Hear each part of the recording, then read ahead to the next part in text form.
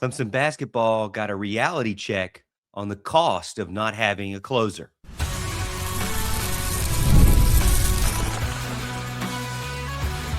You are Locked On Clemson, your daily podcast on the Clemson Tigers.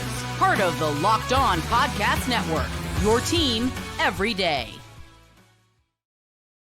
What is up, Tiger fans? Morgan Thomas here, Clemson fan, Clemson grad, host and producer of Locked On Clemson, part-time host and producer over on 105.5 FM The Roar. Thank you so much for making Locked On Clemson your first listen of the day. We're part of the Locked On Podcast Network, now the number one sports podcast network, and that is largely due to those of you who tune in every single day, what we lovingly call the everydayers. You hit the follow button, you hit the subscribe button, and you never miss an episode. So I just want to say, hey, thank you so much. We get on YouTube, about 30,000 people, unique viewers every single month. So thank you so much for tuning in and being a part of the show. About 67% of you, though, are not yet subscribed or following the show. So what are you waiting for? Get in there, hit that subscribe, hit that follow so you can stay updated on all of my exclusive Clemson content all throughout the week. Before we get into the show, I want to let you know today's show is brought to you by FanDuel. FanDuel is officially in playoff mode every game day during the NFL playoffs. FanDuel is giving customers even more ways to get in on the action. Visit FanDuel.com to get started. Today's rundown, segment 3. If you stick with me and you're an everydayer, we'll talk about the next steps for Clemson basketball. Segment 2, we'll talk about that issue that I think caused more problems for Clemson against NC State last night. And then we're going to start everything off with the Will Wade effect and the fact that Clemson and Brad Brownell still cannot beat him. 0-2 now against Will Wade. So if you heard that right, which you did, this is a basketball show. I can't believe it. You know, we're back to this. We can move away from the portal talk because honestly, the portal talk has kind of dried up. That's where it is. But the game last night was big. I was really excited to watch it. I recorded the ACC squad show. So when you get it this week, don't just click through it because I am actually on the ACC squad show talking about the national championship game and giving my thoughts on Clemson and my prediction for Clemson in 2026. But let's talk about Clemson basketball first because that's where I want today's conversation to go. Last night in Little John Coliseum, Clemson lost. I mean, it happens. You know, that's kind of part of playing basketball. You're never really going to go without having a few losses. ACC, January, February usually is where you rack up most of your losses. Hopefully more wins than losses for sure. And then the away games start to kind of play a toll a little bit when you get into conference play.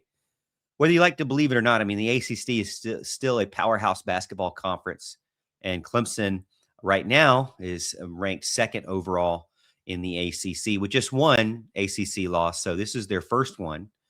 So it's not really alarming that Clemson lost. Some fans don't mind that Will Wade wins because he's a Clemson grad. You know, he's a huge Clemson fan still. He doesn't deny it. I mean, and I would be the same way. If I coached for another team, I'd still say, hey, look, this is my alma mater. Like I actually like Clemson. But so it's kind of refreshing to see a real coach, not just give you a bunch of coach speak or media talk, right? But, you know, it is frustrating on the other sense that Brad Brownell can't figure him out. And he seems to know Brad Brownell like the back of his hand. But what's worth talking about is really just how Clemson lost the game, what it revealed about the team, and what this team has to do or did do or showed us when the game got tight. Because if you're watching these games, you know, the loss kind of looked familiar, not just to Clemson basketball fans, but to all Clemson fans out there. By the end, you know, it just kind of made sense why they lost the game. So Clemson loses 80 to 76 in overtime against the Wolfpack. Honestly, getting into overtime was a feat in itself. I mean, NC State had control majority of the game, so it wasn't really like, it wasn't really like Clemson's game to lose. It was Clemson trying to fight back to win. I I did feel like that NC State had a different kind of chip on their shoulder, but talent-wise, I believe that Clemson matched up well. I don't think they were out recruited or had better talent at NC State than Clemson. Some of the guys did look pretty big though, and intimidating, but Clemson, you know, still has guys that I think could win this game. They brought it to overtime, so it's not like they couldn't win this game. And they had opportunities. They had the lead, but at times at late, but you know, it wasn't really also because they weren't prepared either or lack of effort or toughness. You know, those things that fans like to say when you lose, mostly in football, about toughness and strength and conditioning coach and all those things. Um, to me, it just felt as if Clemson was pushed out of its comfort zone. And Brad Brownell, after the game, talked about how, you know, it was a weird week in general or a weird day in general. They had classes and stuff. And that's a weird response just because a fan base is not going to accept that at all. You know, classes, blah, blah, blah, you know, responsibilities, blah, blah, blah, you know, basketball, student athlete. Oh, go figure. You know, everybody has to deal with that. His argument was if it was a road game, you know, you'd kind of get delayed on all that. You wouldn't have to do all that and worry about the game. But I mean, that is what we expect of a college basketball player or any kind of student athlete. You know, and there's no sympathy there, especially those of us who've played and attempted. I mean, you know, I've walked on as a soccer player and at Anderson University, and I mean, I wasn't like a legit player at all. I was just a walk on for medical reasons. They needed more players. And I like to joke, I was an orange, you know, cone out there on the practice field. That's basically what I was. But even just going to practices in that sense was tough because you had to go to class and you had to go there and do practice for the rest of the night as well. So I get it, but it's not anything new that anybody else has had to deal with.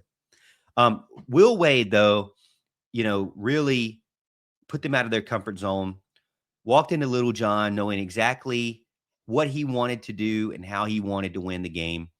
And he knew exactly what a Brad Brownell strategy was going to be. He didn't even really, to me, have to do much different than what he did last time because, you know, he knows what to do. He kind of has Brownell's number, in my opinion. You know, he kind of sped things up a little bit to lead to some discomfort. Wasn't super chaotic, but just discomfort, or just some discomfort for Clemson, just some uncomfortable spacing, uncomfortable tempo, uncomfortable shot making decisions, flustered them, you know, in times when they needed shots at the most, they got flustered and NC State controlled, you know, basically the elements to kind of dictate the game. And Clemson took a couple of shots that you wish you could have back, forced a couple of passes that led to turnovers, continuously playing from behind and feeling like you're playing catch up was also, you know, frustrating as well. You know, NC State knocked down 6 first half threes. Clemson allowed the game to be played, you know, really by how the Wolfpack wanted to do it, you know. So despite all of that, though, Clemson still fought. And then later on in the game, NC State kind of went cold and Clemson put itself in a position to win. So both teams, surprisingly enough, played their game plan through and through and got to a point to where the game was tied. And the crowd was just electric and wild. And, you know, there was an opportunity for Dylan Hunter to make a half-court attempt at the horn, and it didn't work out, you know. So they got into overtime. And, you know, from there, we'll talk about it in segment 2. But to me, Will Wade just, for whatever reason, has some of the the strategy that can just take out Brad Brownell at this current moment. Now, I can't all blame Brad Brownell because he can't go out there and make free throws. There was a ton of free throws missed, and there were really a lot of turnovers that really, to me, were not Brownell's doing either. So I don't think it was a Brad Brownell fault at all. To me, it was just the players didn't rise to the occasion to win this game. And it's going to, again, I go back to what I said originally. Winning basketball games is going to be tough in the ACC. You're not going to go undefeated. So am I super upset about it? Not even really, because, of all those things we talked about. All right, segment 2, we'll go into overtime and specifically the overtime closer or the lack of an overtime closer right here on Locked On Clemson. College football playoffs are here, and FanDuel is giving all customers even more ways to get in on the action every single game day of the playoffs. Because right now, every college football playoff game day, FanDuel users get a profit boost waiting for them in the app. Here's what I love about it. You get to use the profit boost on the bets that you already feel good about. Ride the favorite when you think the team controls the matchup. Go after the underdog if you feel an upset's coming. Then you can apply the profit boost and go after even bigger winnings. And when you win, FanDuel pays out instantly, which is perfect for playoff football. FanDuel is the best place to get in on the action all playoff long. Visit FanDuel.com to get your college football playoff boost, profit boost every game day.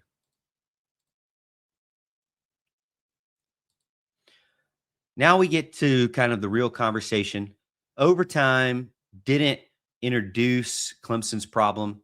It exposes it, or it exposed it. But before we get into the topic, I want to tell you about the Everydayer Club. Thank you for making Locked On Clemson your first listen of the day, and thank you for making Locked On the #1 sports podcast network. If you join the Everydayer Club, you can get part of this Discord server that is like a community of all college fans. I mean, hundreds of fans from all over the country get in there and talk smack talk to everybody, or just talk about sports, talk shop. You can go there, lockedonclemson.supercast.com to learn more, or tap the link in the show notes to learn more. All right, back to segment number 2.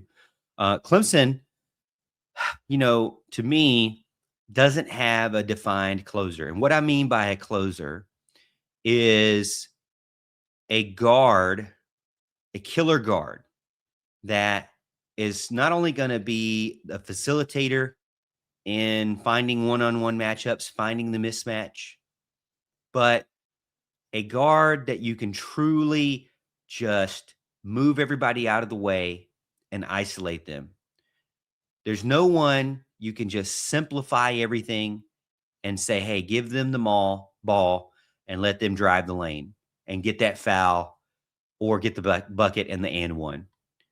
There's not a guy like that you hand the ball and say, hey, this possession is your possession. Go make something happen. Instead, Clemson has lived all season and has been winning all season by committee. They spread responsibility across the lineup, really not just across the lineup, but every single game it changes. They lean on execution, sometimes from Godfrey, sometimes from Davidson, a lot of times from Welling, a lot of times from Hunter, Porter, many times as well. I mean, it just kind of rotates around. They're able to generate good looks without really forcing the offense to have to go through one person. And unfortunately, typically what Brad Brownell has said is like, one or two guys will rise to the occasion. Out of the 5, 1 or 2 guys will rise to the occasion and be able to carry the team. That approach has definitely worked, and I believe will continue to work. And it's the reason Clemson entered in this game unbeaten in ACC and having a great record, 16-3. It's the reason that, this team has found ways to win without having to have a hero. And it's honestly the opposite of what we've seen many of the younger years or earlier years of Brad Brownell, where it was one guy and everybody else didn't really seem to help. So this team is the opposite of that.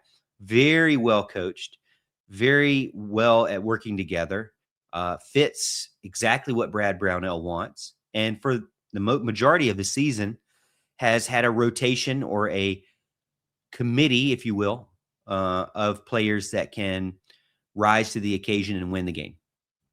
You add extra 5 minutes in the game. Clemson couldn't do anything with the extra 5 minutes in the game. Really just 2 more field goals, missed all of its 3 shots behind the arc, left points at the free throw line. There just wasn't anybody that was rising up in the overtime, scenario. And that's kind of where I get a little bit concerned later on. I've always said, and me and Mickey have debated this. Do you need that big superstar big man, or do you need that little superstar guard? I'm more of you need a superstar combo guard. You need like not combo guard, but you need like a 1-2 punch of a superstar guard. It's like a point guard and a 2 guard to go after it, right? So to me, that's what I think wins in the tournament is guard play. Now, Mickey would argue that it's the big man that wins, and that has been true in a lot of the recent years as well. But Clemson has neither, really. They have a lot of good quality players. Don't get me wrong. I'm not knocking any of the players. I'm actually, again, not saying that Brad Brownell just messed this game up. Will Wade was just coaching and scheming in a way that matched up to Clemson very well. And you're going to have matchup problems in basketball. You're going to have matchup concerns in basketball and in any sport, really. You're not going to just go and be 16-0 as Indiana was. And even still, there's going to be times where you're stressed out. So overtime is where the committee kind of got exposed a little bit. They didn't have much time left. They needed someone to rise up in that short amount of time. Possession started to feel just a little bit too much on no decisiveness is what I would say. And that allowed NC State to just really continue their game plan and just lock down on defense without really overcommitting to one player. There was just no singular threat that just killed them or scared them at all. And, NC State took advantage of that. They matched Clemson's physicality inside. Lubin finished with 22 points, 9 of 12 shooting, had a way to challenge Clemson and basically was the aggressor all night. RJ Godfrey was excellent late, 16 points, 7 of 9 shooting, 7 rebounds. He found rhythm when Clemson needed it, but when overtime arrived, Clemson could not really even find Godfrey. And there were times where you could look back and say, the guard's just not, Godfrey was in a mismatch and the guard could not find him. So it kind of gives you a little bit of frustration there. Ultimately, though, the two things that I think on the stat sheet prove everything is free throws. NC State, 22 of 25. Clemson, 15 of 24. How many years has it been? Decades, 100 years, centuries that Clemson's free throws have hurt them when they needed it. When they needed them the most, Clemson free throws have dried up. That kind of stuff can decide a close game, an overtime game. Possession by possession, those margins like that, and then the turnover margin, the points off a turnover, huge as well. Clemson didn't play bad basketball. And Brad Brownell didn't just lose this game because it's Brad Brownell. But, the shared responsibility was stressed out last night. So it works most nights, but it didn't finish the game last night. And it didn't really control the game at all last night. So that's why I'm looking at next steps. And what I mean by next steps is not February, but you know what I mean. And that is March, what matters to everybody nationally. And is this going to happen again in March? We'll talk about it in segment 3 of Locked On Clemson, perspective and the next steps for Clemson basketball.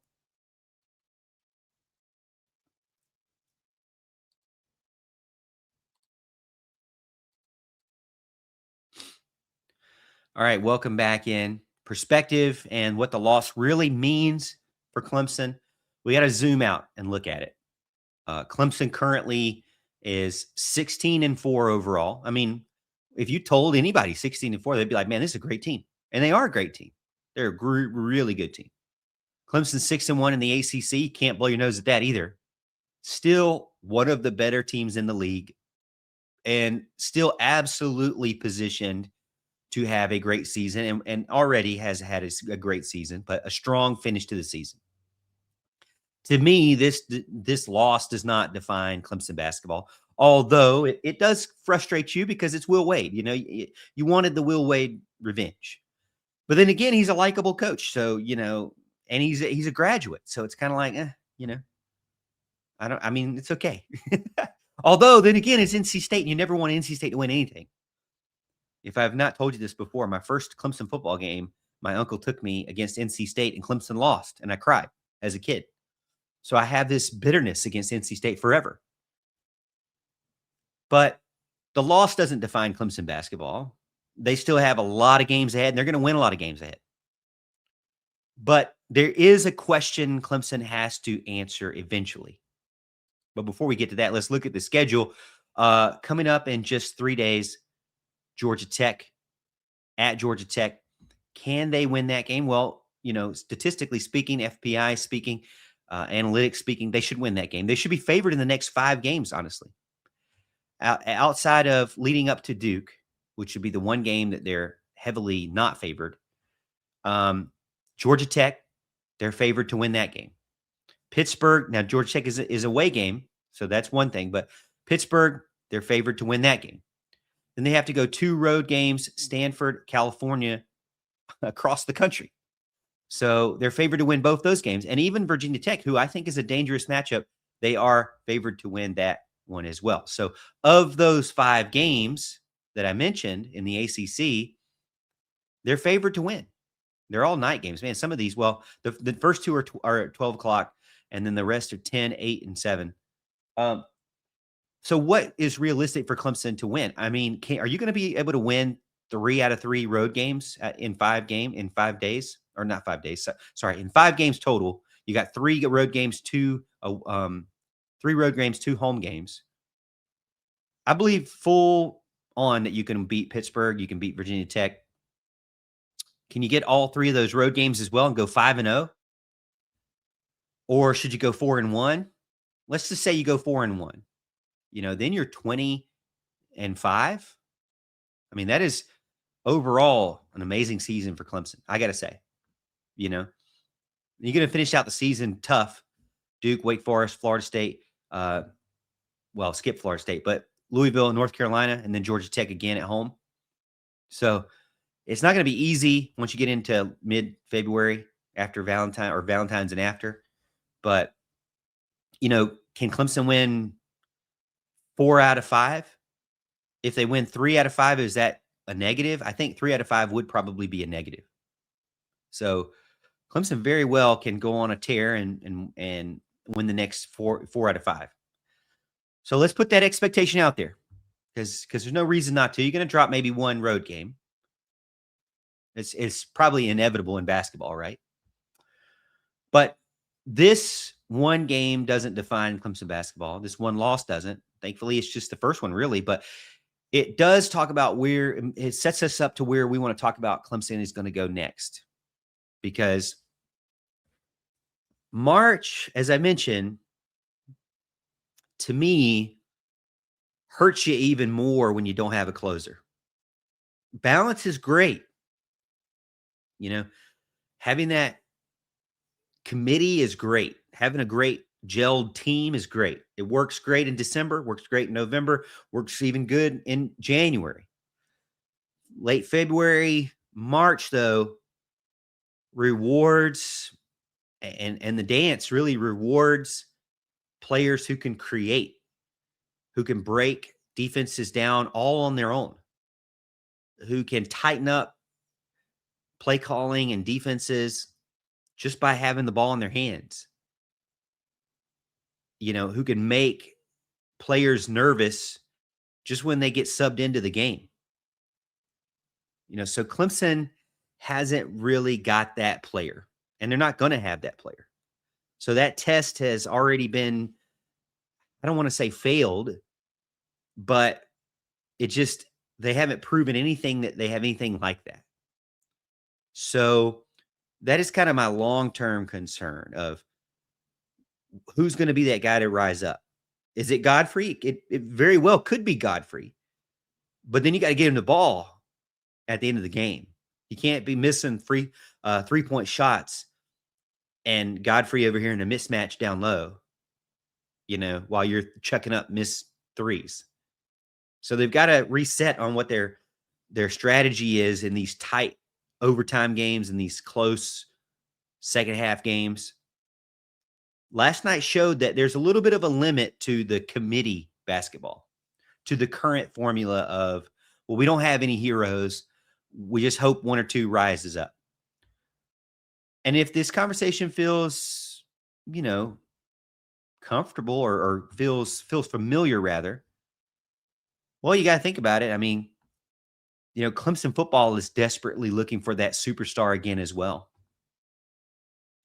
They've got a lot of great players, but the debate on the other side is they don't have that one megastar. The good thing is, though, Indiana won. They didn't have a super megastar either. But in basketball, I still lean towards you got to have that megastar. I'm not really sure Clemson has that. If they can manufacture one by now in March, that'd be great. Because you're going to have more games like this. You're going to have games where a coach is just as good of a strategist as you. Brad Brownell is a great XO guy. He's a great coach, well respected. He's built a great team 2 years in a row. Who would have thought?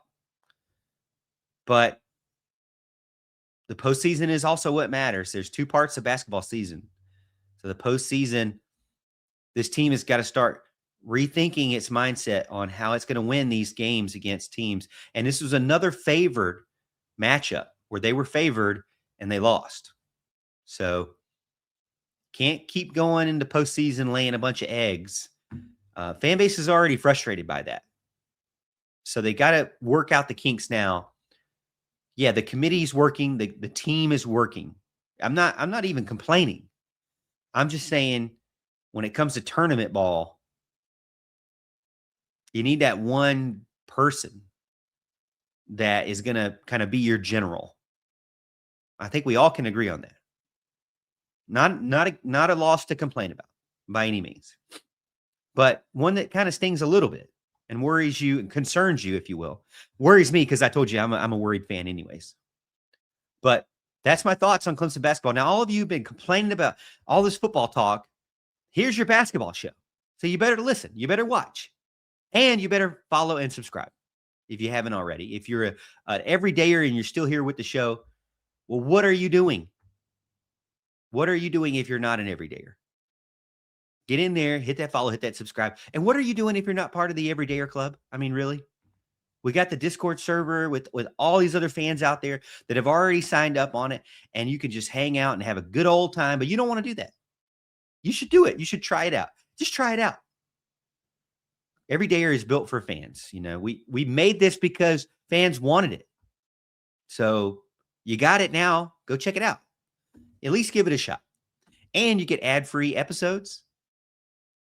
So what more could you want? So I appreciate everyone tuning in to Locked On Clemson.